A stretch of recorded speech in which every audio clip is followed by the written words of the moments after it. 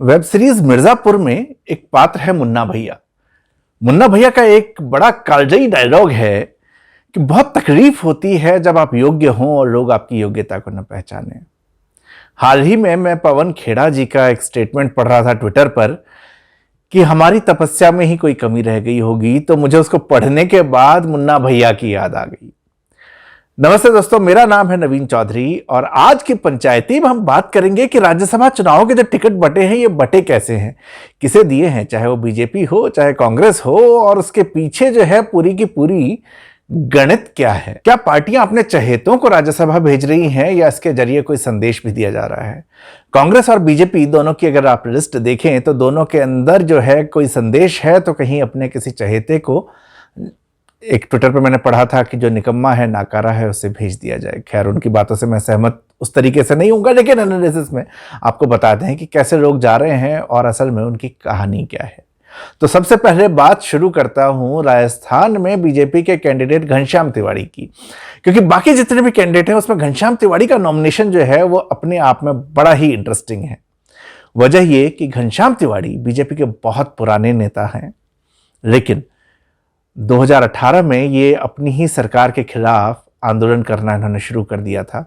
अपनी ही पार्टी छोड़कर इन्होंने एक अलग पार्टी बनाई और 2018 में अपनी पार्टी के खिलाफ इन्होंने चुनाव लड़ा। तत्कालीन मुख्यमंत्री वसुंधरा राजे से इनका एक बैर था, उस बैर में इन्होंने पार्टी छोड़ी, भारत वाहिनी पार्टी नाम से एक नई पार्टी बनाई, चुनाव लड़ा, लेकिन इनकी जमानत जब्त हो गई। इसके बाद ये कांग्रेस में गए, लेकिन कांग्रेस में इनको कोई खास भाव नहीं मिला। हालांकि अशोक गहलोत के करीबी माने जाते थे, इनको स्टार प्रचारकों की लिस्ट में भी रखा गया, लेकिन संघ से जुड़ा आदमी एक बार जो संघ से जुड़ जाए वो फिर उसके बाद वहां से निकल नहीं पाता, और वो जो संघ का संस्कार था वो तिवारी जी के अंदर था। और 2020 में दोबारा उन्होंने बीजेपी ज्वाइन कर ली, लेकिन इसके बाद एक गुमशुदा थे। ऐसे समय में आज घनश्याम तिवारी को टिकट देना, इसका महत्व क्या है। घनश्याम तिवारी अगर मेरी नजर में देखें तो एक कद्दावर नेता रहे, उन्होंने बहुत कुछ किया अपने जीवन में, संघर्ष भरा राजनीतिक जीवन है, लेकिन आज की तारीख में जब हम बात करें तो उनका राजनीतिक अस्तित्व शून्य है। उनके होने ना होने से किसी भी पार्टी को बहुत बड़ा फर्क नहीं पड़ता। फिर घनश्याम तिवारी क्यों? बीजेपी यहां पे क्या मैसेज देना चाहती है, किसे वो साधना चाहती है? देखिए, पिछले कुछ समय की अगर हम बात देखें तो एक माहौल जो है सवर्णों में बनने लगा है। सवर्णों को हमेशा बीजेपी का वोटर माना जाता है, खासकर से ब्राह्मण बनियों को। तो एक ये माहौल बनने लगा है कि बीजेपी जो है काफी समय से ओबीसी और एससी एसटी को आगे बढ़ा रही है। ब्राह्मणों में ये चर्चा काफी होने लगी है और ब्राह्मण कहीं ना कहीं पीछे रह रहे हैं। कुछ हद तक हल्के दबे स्वरों में ये नाराजगी भी आती है। तो घनश्याम तिवारी इनको बनाने के बाद बीजेपी एक ब्राह्मण चेहरे को सामने लेके आती है और ब्राह्मणों की नाराजगी को कुछ हद तक कम करने की कोशिश करती है। ऐसा मुझे लगता है कि एक एस्पेक्ट हो सकता है, लेकिन फिर से कि घनश्याम तिवारी ही क्यों? बीजेपी के पास ब्राह्मण नेता और भी हैं, अरुण चतुर्वेदी भी हैं, लेकिन घनश्याम तिवारी। तो बीजेपी मुझे लगता है कि यहां पे एक और संदेश देना चाहती है, और यह संदेश जो दिया जा रहा है, यह संदेश दिया जा रहा है none other than Vasundhara Raje जी, जो कि राज्य की पूर्व मुख्यमंत्री रही हैं। आप देखिए, पिछले काफी समय से जिस तरह से राज्य में बीजेपी की राजनीति हुई है, वसुंधरा राजे कैंप अपने आप को मजबूत करने की कोशिश करता रहा है। जगह जगह मीडिया के जरिए या सोशल मीडिया के जरिए वो बताने की कोशिश करते रहे कि वसुंधरा अभी भी रेस में है और बीजेपी का टॉप नॉच जो है वो हमेशा उन संदेशों को दूसरे संदेशों के जरिए दबा देता है।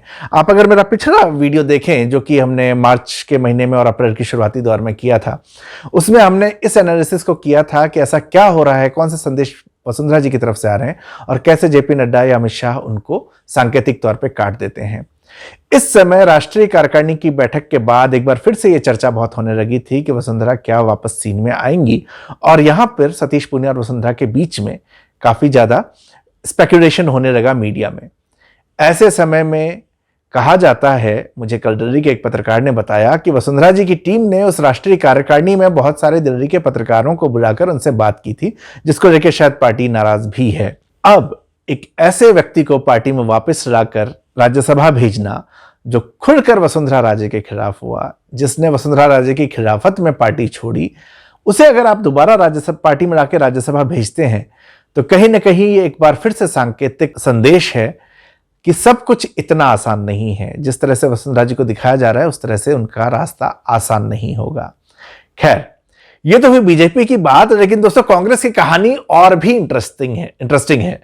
उनका चिंतन शिविर जो है वो चिंता का जो विषय बना इस राज्यसभा टिकट के बाद, मुझे लगता है कि बस अब जो है वो चिंता विंता भी छोड़ दी है। मोक्ष वोक्ष पा चुके हैं, मोह माया से परे हो चुके हैं, जीत हार की उन्हें कोई परवाह नहीं। हालांकि जीतना तो खैर राज्यसभा में एमएलए के नंबर के हिसाब से है, तो सीटें जीत ही जाएंगे, लेकिन कौन और कैसे लोग और क्यों, इसकी हम बात करते हैं। पत्रकारों से लेकर ऑब्जर्वर्स तक और पार्टी के हलकों में भी कांग्रेस में यह सवाल उठने लगा है कि क्या राजस्थान में एक भी योग्य व्यक्ति नहीं है जिसे राज्यसभा भेजा जा सकता था? क्यों सारे बाहरी लोग आए? तो यहां पे भी गणित देखते हैं। आपको तो पता ही है कि किस तरह सचिन पायलट ग्रुप और अशोक गहलोत ग्रुप के बीच में यहां लड़ाई है। अशोक गहलोत ऐसे किसी भी आदमी को यहां नहीं आने देना चाहते जो मजबूत हो या जो यहां पर अपना एक स्थान बना सके। राजस्थान के नेताओं को साइड में करने में उन्होंने कभी कोई कमी नहीं छोड़ी, और अगर पायलट ग्रुप भी यहां पर अपने किसी नेता को करता तो कहीं ना कहीं पार्टी को बैलेंस करने के लिए किसी एक को रखना पड़ता।